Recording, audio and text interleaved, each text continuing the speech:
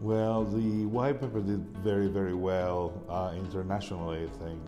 I got invited to keynote many conferences and address the contents of the white paper. But in particular, I would like to highlight the work in Untitled, Chile, where we had a conference devoted entirely to professional development.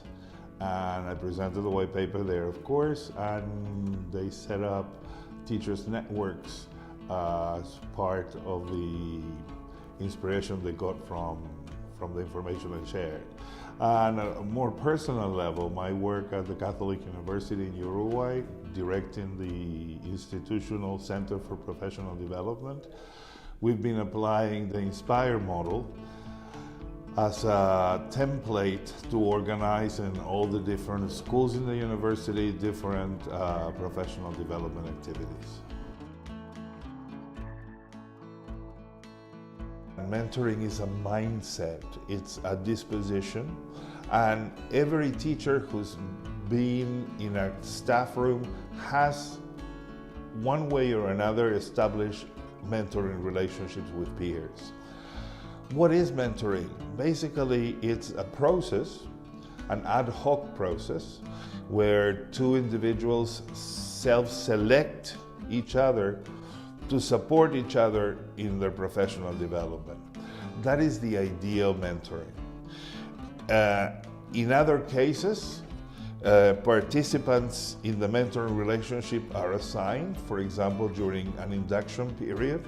And that is not a bad thing, because the novice, the newcomer, capitalizes on the expertise of the old-timer, the local old-timer, and that helps ease the transition into the new institution.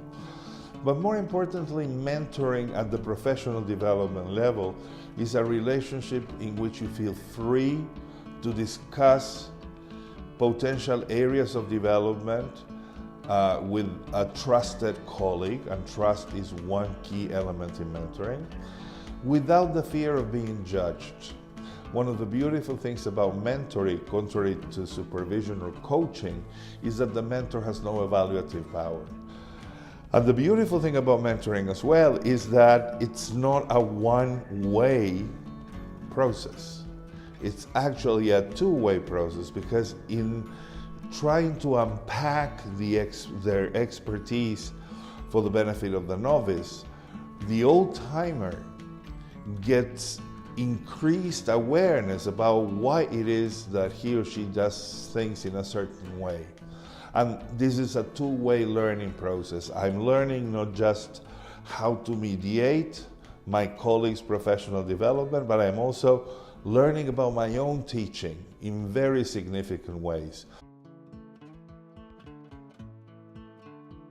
The key qualities of a good mentor are openness. It's this disposition to receive the other person the way that person comes and work with that person's development agenda and not necessarily my own.